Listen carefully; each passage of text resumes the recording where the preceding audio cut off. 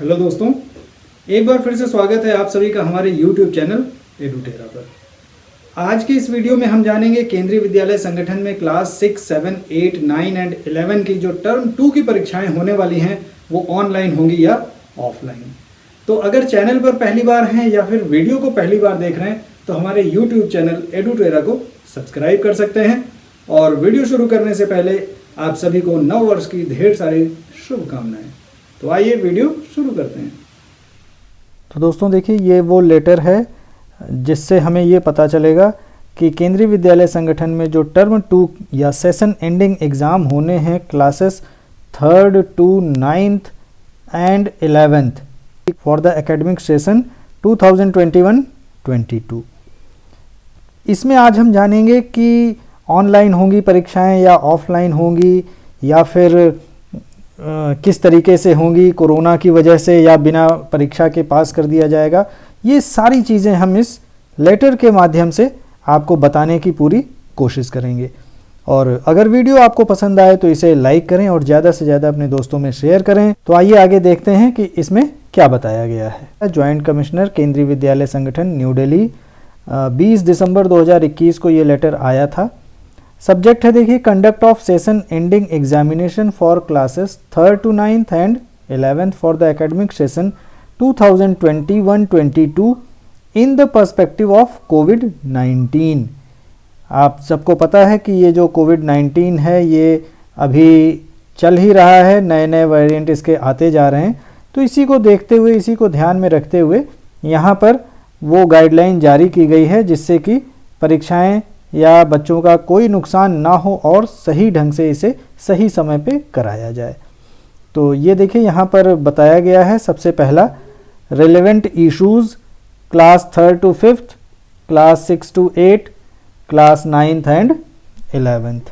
Schedule of exam, ठीक है, schedule of exam पहला इन्होंने बनाया हुआ है। दूसरा देखिए कब से शुरू होने वाले हैं, ये टेंटेटिव डेट है, इसमें कुछ आगे पीछे हो सकता है। 2 मार्च 2022 टू 23 मार्च 2022, यानी ये कह रहे हैं कि 2 मार्च से लेकर 23 मार्च तक ये परीक्षाएं कभी भी हो सकती हैं। और ये जो रीजनल के स्कूल्स होंगे या रीजनल ऑफिसेस होंगे, इसी बीच में वो डेट को डिसाइड करेंगे। दूसरा देखिए पॉइंट क्या बता रहे हैं ये, मोड ऑफ एग्जामिनेशन। तो 3rd to 5th के लिए इन्होंने क्या कह दिया है, पूरी तरह से ऑनलाइन होंगे। 3rd to 5th यानी जो प्राइमरी की परीक्षाएं होने वाली हैं, सेशन एंडिंग टर्म 2 जिसे कह सकते हैं, वो कैसे होंगी, पूरी तरीके से ऑनलाइन होंगी।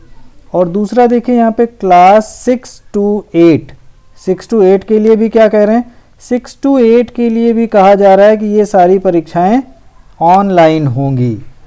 Offline only for those student who don't have access to devices और कनेक्टिविटी रिलेटेड इश्यूज। ठीक है, ये प्राइमरी के लिए भी कही गई है और 6 to 8 के लिए भी, कि जिसके पास डिवाइसेस नहीं है, मोबाइल नहीं है, स्मार्टफोन्स नहीं है, उनके लिए केवल ऑफलाइन एग्ज़ाम की व्यवस्था की जाएगी, अन्यथा ऑनलाइन ही होगी। और भाई जब ऑनलाइन परीक्षा हो रही होगी तो मुझे तो नहीं लगता कि कोई बच्चा जो है ऑफलाइन देने आएगा, वो कहीं ना कहीं से इंतज़ाम कर ही लेगा। अब क्लास 9th एंड 11th के लिए देखिए, जो सबसे इम्पॉर्टेंट चीज़ है 9th एंड 11th, इनके लिए यहाँ पर देखिए लिखा हुआ है ऑफलाइन होगा। 9th और 11th वालों के लिए ऑफलाइन होगा।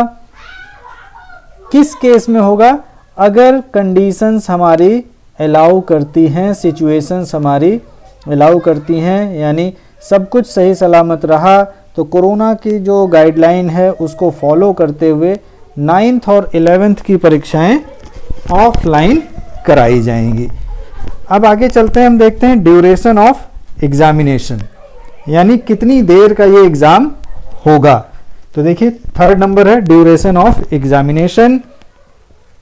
तो 3rd to 5th यानी प्राइमरी के लिए इन्होंने कहा है 2 घंटे का होगा, एक ही स्पेल होगा, यानी एक ही बार में 2 घंटे का हो जाएगा। और स्ट्रक्चर क्या है, KVS हेडक्वार्टर जो 3/8/2021 को 3rd to 5 यानी प्राइमरी के लिए आया था उसके हिसाब से होगा। अब 6 to 8 के लिए भी वही है, 2 घंटे का होगा, एक साथ होगा। जिसमें जो क्वेश्चंस होंगे ऑब्जेक्टिव टाइप क्वेश्चंस होंगे, वेरी शार्ट होंगे, शॉर्ट आंसर टाइप होंगे, लॉन्ग आंसर टाइप होंगे। ठीक है, और असेसमेंट किस आधार पे होगा? जो केवीएस हेडक्वार्टर ने गाइडलाइन जारी की है उस आधार पर होगा। तो देखिए ऑनलाइन का मतलब अब long answer type, short answer type, ये सारे क्वेश्चन कैसे होंगे? गूगल फॉर्म में हो पाना थोड़ा मुश्किल है, लेकिन कोई ना कोई संगठन, विद्यालय के शिक्षक कोई ना कोई व्यवस्था करेंगे, किसी ना किसी तरीके से इन सभी को भी कराया जाएगा। अब देखिए 9th और 11th के लिए क्या कहा गया है।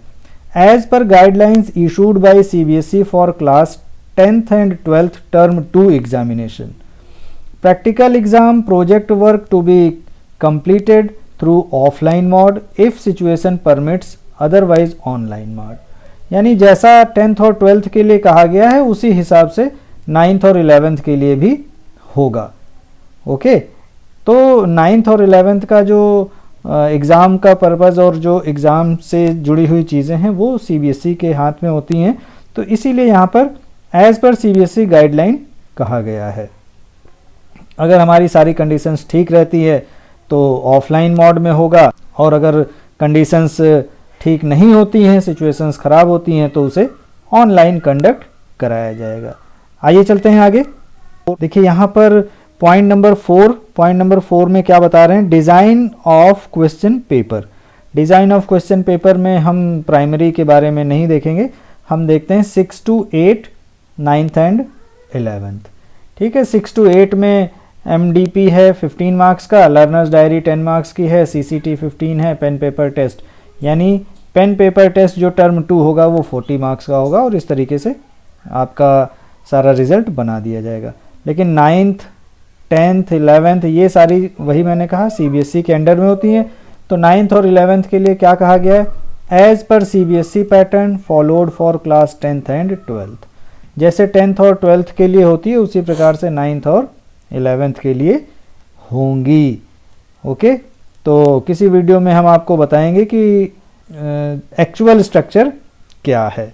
तो अब आगे देख लेते हैं कि जो क्वेश्चन पेपर है वो कहाँ से होगा, कैसे बनेगा। आइए पॉइंट नंबर 5 पर चलते हैं। देखिए प्रिपरेशन ऑफ क्वेश्चन पेपर, जो क्वेश्चन पेपर का प्रिपरेशन होगा वो 6 to 8 के लिए हम देखते हैं। यहाँ पर देखिए point number 5, question to be framed to access learning outcomes as per alternative academic calendar issued by NCERT, which should also include creative and critical thinking यानी CCT questions of students to be prepared at regional level। यानी regional level पर paper बनेगा, school level पर नहीं होगा, यानी paper बाहर से आएगा। अब 9th और 11th की बात करें तो समझ गए होंगे आप, ये भी रीजनल लेवल पर ही होगा और सीबीएसई के नॉर्म के अकॉर्डिंग क्वेश्चन पेपर बनाया जाएगा। ठीक है, 6 नंबर पर आ जाते हैं कि इसका सिलेबस क्या होगा। पॉइंट 6 पे देखिए, इसमें बताया गया आपको सिलेबस ऑफ एग्जामिनेशन। तो जो टर्म 2 का सिलेबस है यानी हाफ ईयरली या टर्म 1 में जहाँ तक आ चुका है, उसके बाद के जो लेसन्स बचे होंगे वहीं से आएगा 6 to 8 में। और जो 9th और 11th वाले हैं एज पर सीबीएसई नॉर्म्स, यानी सीबीएसई जो कहती है उसे ही फॉलो किया जाएगा। तो अभी तक तो सीबीएसई के हिसाब से भी वही है कि जो टर्म 1 में सिलेबस आ चुका है उससे जो बचे हुए लेसन्स हैं वो टर्म 2 में पूछे जाएंगे। तो अगले पॉइंट पर आ जाते हैं, evaluation of internal assessment project practical, ये सभी इसके बारे में भी देखिए क्या कहा जा रहा है। Class 9th the internal assessment would comprise 4 parts, that is subject enrichment, यानी 9th के लिए भी क्या क्या है, सब्जेक्ट इनरिचमेंट है एक्टिविटी जो होगी। दूसरा है उसमें नोटबुक के लिए है notebook submission, portfolio and multiple assessment, each 2.5 marks for term 1 and term 2 separately. तो 2 पॉइंट में बताया है, ये सारी चीज़ें हैं।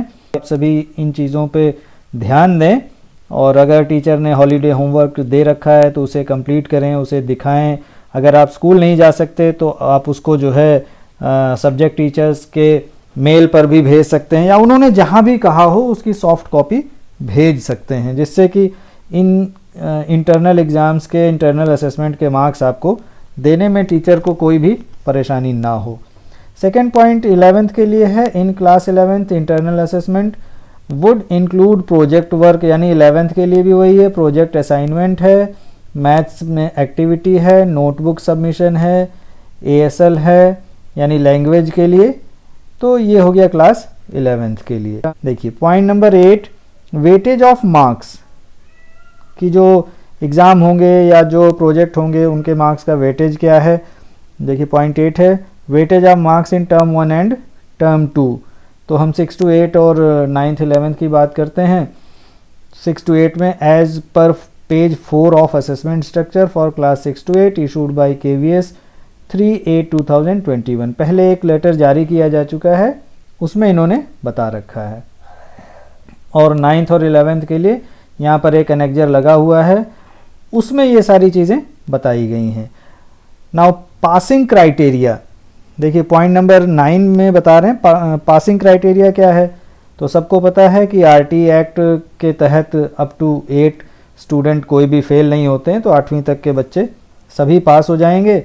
अब 9th और 11th वालों के लिए ज़रूरी चीज़ क्या है, एज पर रिलेवेंट KVS CBSE नॉर्म्स, यानी जो KVS केंद्रीय विद्यालय संगठन और जो CBSE के नॉर्म्स होंगे उसी के अकॉर्डिंग 9th और 11th के बच्चे पास होंगे।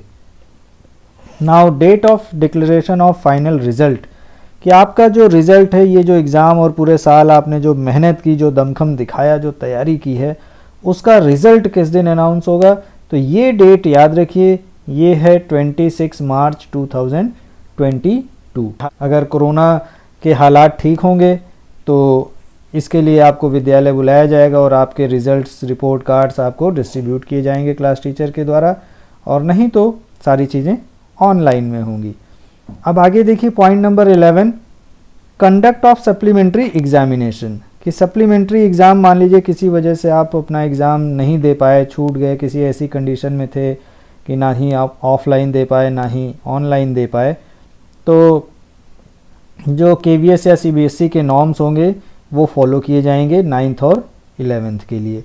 नाउ पॉइंट नंबर 12 पर देखिए क्या बताया जा रहा है, प्रिपरेशन ऑफ सैम्पल पेपर्स। ठीक है, कि सैम्पल पेपर्स के लिए क्या कह रहे हैं ये, तो regional office concern based on learning outcomes as per NCERT, ये 6 to 8 वालों के लिए है, एंड 9th एंड 11th के लिए sample papers as issued by CBSE। तो बहुत सारे सैम्पल पेपर्स आपको CBSE के साइट से मिल सकते हैं, उन्हें लेकर आप अपनी प्रैक्टिस कर सकते हैं।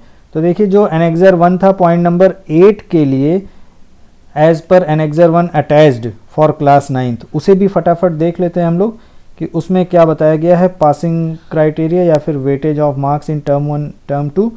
देखिए क्लास 9th के लिए वेटेज टर्म 1 एंड टर्म 2, तो सबको पता है कि PT1 PT2 इस टाइप से एग्ज़ाम होते हैं, PT3। तो देखिए PT1 10 marks and internal assessment होंगे वो 10 मार्क्स में काउंट होंगे, और जो टर्म 1 है वो आपका 30 मार्क्स में काउंट हो जाएगा और टोटल हो जाएगा 50। इसी प्रकार से टर्म 2 में PT2 होगा आपका, यानी जो 3 PT होते हैं उसमें से बेस्ट 2 ले लिया जाएगा, एंड इंटरनल असेसमेंट भी आपका 10 मार्क्स हो गया, और टर्म 2 जो एग्ज़ाम होगा उसे कन्वर्ट कर दिया जाएगा 30 में, तो टोटल बन गया ये 100 मार्क्स का। सिमिलरली फॉर क्लास 11th के लिए वेटेज फॉर प्रैक्टिकल सब्जेक्ट्स 70 + 30 है, PT1 10 मार्क्स। देखिए यहाँ पर ये 11th वालों के लिए है, टर्म 1 एंड टर्म 2, तो ये 10 marks, internal assessment 5 marks, practical exam 15, term 1 20 marks, और इसी पे टर्म 2 है तो यहाँ पे देखिए PT2 हो गया आपका 10 मार्क्स का, internal assessment 5 marks, practical exam 15, term 2 20, total 100 marks.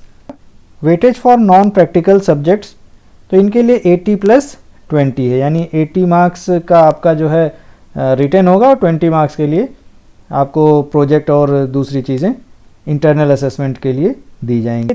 तो ये थे वो इम्पॉर्टेंट पॉइंट जो आपको अपनी तैयारी को मजबूत करने के लिए बहुत ही इम्पॉर्टेंट हैं। तो मुझे उम्मीद है कि आपको ये वीडियो ज़रूर अच्छा लगा होगा, बहुत काम की जानकारी थी, और वीडियो अगर अच्छा लगा है तो इसे लाइक और अपने दोस्तों के साथ शेयर करिए। ठीक है, तो मिलते हैं इसी प्रकार के किसी अगले वीडियो में। Till then bye bye.